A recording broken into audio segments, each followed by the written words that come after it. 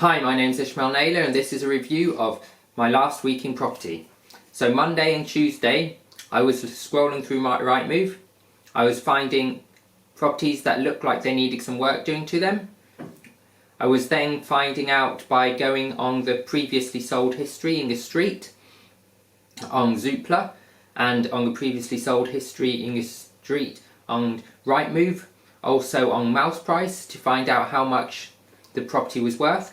I would look within a quarter of a mile to find out what sold as well in the last year, preferably 6 months.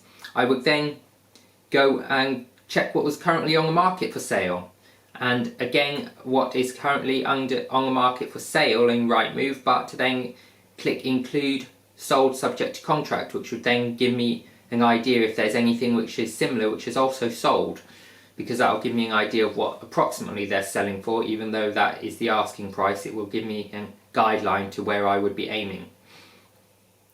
So once I had this information, I would go through all the pictures and find out how much it would cost to fix the property up to the high standard of the other ones selling, or even higher standard.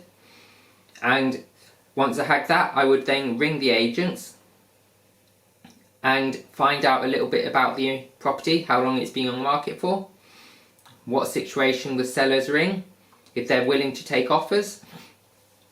Now, I would generally at this stage, I would be asking them, would you take offers? This was probably not the best idea, because they would normally say they would only take very close to the asking price. So I wasn't getting very far. On Wednesday I ended up going to do some charity work for a local charity.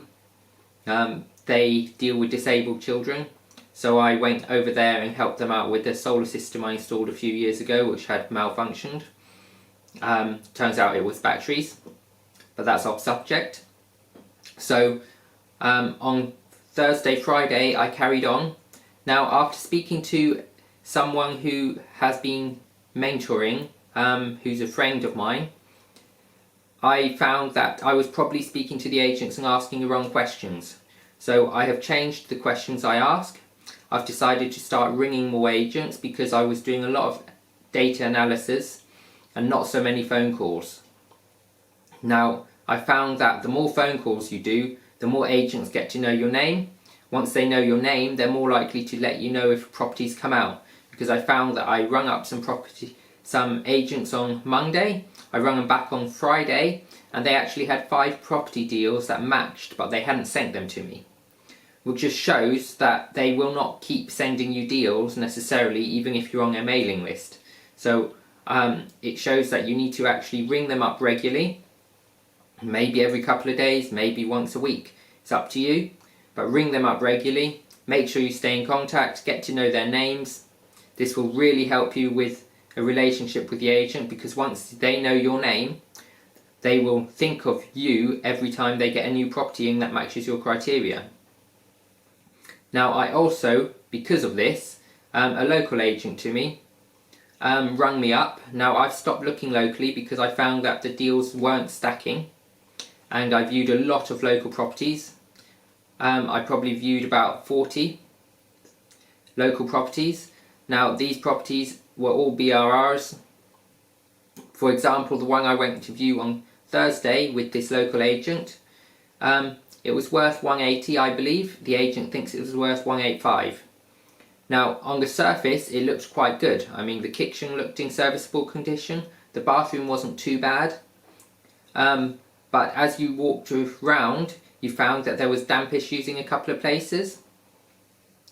There were the electrical sockets were on the skirting board, which were cracked. The fuse box was in good condition, so it was a reasonably new one. It was an RCD protected one. But as the electrical sockets and stuff were on the skirting board, they would have to be moved.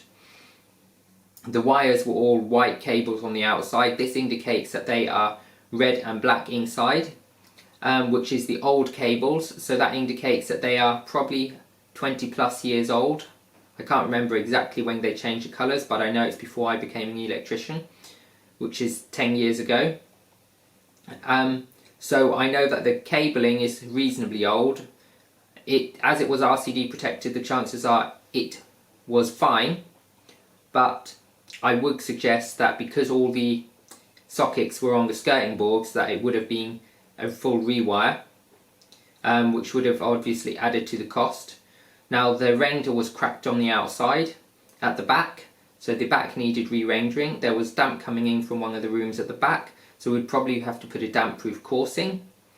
The chimney was growing stuff out of it, so that needed fixing.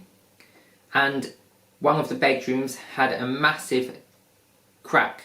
Well, I say one massive crack, it was crisscross cracked throughout the whole ceiling. There was a damp patch. So the roof looked okay, but I'm not 100% sure where it was coming in from. It may have been coming in where the roof joined the chimney, because it was quite near the chimney stack. But as it wasn't on the chimney stack, I couldn't be sure. It wasn't on the gable end wall either, so it was near the middle, which suggested it was broken tiles, but there was no sign of broken tiles. So I'm unsure what that was. But the issue with that crack is that obviously it was so bad that it was crisscrossed throughout the whole ceiling, wall to wall, and it was about a centimetre deep, centimetre wide. So the chances are that that room needed replastering a ceiling. There was a few cracks in other walls. There was a few walls with hollow plaster, so we needed to replaster quite a lot of rooms. So with all this extra work, it was going to cost around about 15,000 without a new kitchen and a new bathroom. So I believed that with that amount of work, if I wanted a no money down deal, it would be about 120,000 offer. They wanted 155,000 for it. I did put an offer in. It was rejected very quickly. So that's the sort of property that is local. So on Friday I was making a lot more phone calls, getting a bit more information about the area, and found some useful agents. So I'm going to continue staying in contact with these agents and also start contact with new agents, because South Wales is a large area and I haven't decided what part of South Wales I'll be doing yet. So I'm just looking in general and trying to make a big contact list of all agents. I also managed to, on one of my WhatsApp groups, managed to speak to someone who is interested in development. Now I'm very interested in development and it's something I really want to get into, and they said that they would, if I found a site, they would be happy to maybe do some sort of agreement where they would show me the ropes and they would help me learn how to do development and give me some experience. So as long as I was on the paperwork saying I was doing it, even if I only had a 1% profit share, this would give me experience for mortgages and for future projects for my portfolio. So this is very exciting. Now I hope that one of the sites I have found numbers stack and we can go forward with that one.